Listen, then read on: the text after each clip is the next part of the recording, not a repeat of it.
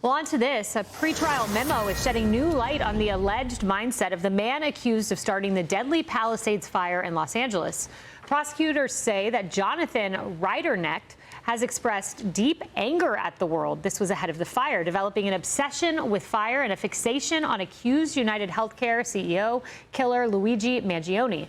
Now, this was from the court documents, quote, on December 12th and 13th, 2024, defendants searched the internet for Mangione-related news using the search terms free Mangione, Luigi Mangione. Let's take down all the billionaires and let's kill all the billionaires.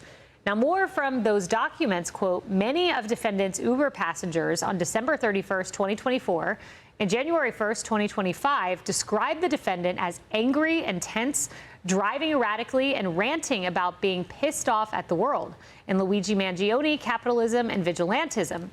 Now, Rydernecht is accused of starting a fire on January 1st of 2025 that wasn't fully extinguished. That fire reignited a week later during powerful Santa Ana winds, killing 12 people, destroying thousands of homes, and upending the lives of so many others. His attorney writing in a statement, quote, if fascination with Luigi Mangione is evidence of arson, the U.S. Attorney's Office is going to need a much bigger courtroom because they'll have to indict half the country. Harris, it's really extraordinary when you look at the number of people who say they are motivated by Mangione. That was just one example that we put up. Let's put up some others. There was the guy allegedly who threw a Molotov cocktail at Sam Altman's place. That was Luigiing someone, he said. There's also a distribution center attack in Ontario, California. You'll also remember the NFL attack at that NFL building. All of these listed were copycats or inspired in part. Yeah, I guess my big question right now is, are they looking for a trigger and they find one and they were going to express what they were doing? And probably Doc Siegel can talk about this even more because he believes in the whole patient and looks at their psych situation too with all of his patients. Or was this a situation where they stumbled on something and this is part of the assassination culture that we're watching happen with Charlie Kirk and Brian Thompson, UnitedHealthcare CEO? And they're just kind of catching that disease. I think it's important that we figure that out. Because if there are people sitting in the cut just waiting for a trigger, we got a bigger problem. And we may have what we saw on 2 Saturday nights ago at the White House Correspondents' Dinner, and that is somebody who's kind of radicalized themselves, highly educated, you know, a member of society, tutoring kids and engineering, and then one day just decides this is my day. And what triggers them? And how many of them are there? I mean, that's my concern. I would rather hear it's like somebody who's been doing this their whole lives, kind of a red flag. We needed to do more. But I'm starting to wonder now if they're just like out there waiting for a moment. We're starting to see this radicalization, Dr. Siegel. Network Contagion Research Institute said that a broader assassination culture appears to be emerging within segments of the U.S. public, they say on the extreme left. What is it that is changing in someone's mind? I think it's like a contagion. I think it's like a wildfire itself, and we're talking about California, where it's catching. And I'll tell you why. Luigi Mangione makes no sense to me whatsoever, because Brian Thompson, the CEO of UnitedHealthcare, was a good guy. He was on his way to a meeting at NYU Langone with our dean and CEO and Ken Langone at the time. And everybody liked him. So even if you had a problem with UnitedHealthcare or with big insurance, I've been a big critic of big insurance. How did he end up getting targeted, and how does Luigi Mangione end up being some great symbol that's inspiring horrible violence? So to me, that shows the system is broken and that it's a wider issue and that it's contagious. It's a group psychosis, groupthink. You know, and Mangione told Fox News Digital via his attorney, so this was his attorney's characterization in light of the White House Correspondents' Dinner attack. I found this very interesting. This is what the attorney said. As we have stated before in multiple public court filings, Mr. Mangione does not support violent actions, does not condone past or future political violence.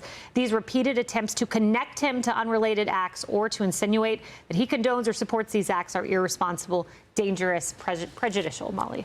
Sounds like something an attorney might say while dealing with a client, but the fact is that we really do have this problem. I love what you guys are talking about here, about is it the individual or is it the culture? And I do think there will always be unbalanced people who will seek to do harm. What I'm really concerned about right now is we have people supporting this as a thing that is a Right. legitimate situation for how to handle political disagreements. And you even see it in how people downplay the problem of left-wing violence. I mean, this attack killed 12 people. 6,000 people lost their homes. This suspect here said, he thinks one of the reasons why someone might have set this fire was to attack wealthy people's homes. This idea, but then when you see these comparisons of left-wing violence versus right-wing violence, we have all these people saying, oh, actually, left-wing violence isn't a huge deal. I mean, there is such a high body count associated with this, just the terrorism that's involved with attacking conservatives. We do have assassinations, but we also have lesser threats against anyone who self-identifies as a conservative. And we need responsible people on the left. If they don't want this, they need to start speaking very loudly and consistently against it. Well, I was just going to say, to your point, that's why somebody like Hassan Piker can get a following. Because you wonder, well, who's watching and listening to this guy? Apparently, thousands of people think that it's okay to assassinate somebody because of what they believe. Lisa, and even more mainstream Democrats, President Obama, that's what I was just saying thinking. We don't know the motive yet. I mean, I had Attorney General Todd Blanche tell me Saturday that is so irresponsible from a former president downplaying the motive of a presidential assassination. Well, exactly. I mean, look, unfortunately, we live particularly with this environment that the left has created where the ends justify the means environment. That's why you're seeing this broader embrace of political violence, and they've painted President Trump as an existential threat to society. And it's politicians, too. Maxine Waters telling people to get up in the faces of the Trump officials, or, the references to him being a Nazi, and the list goes on. So it creates this dehumanization and paints him as subhuman, and then it makes it more likely that someone says, oh, well, I'm doing society a good.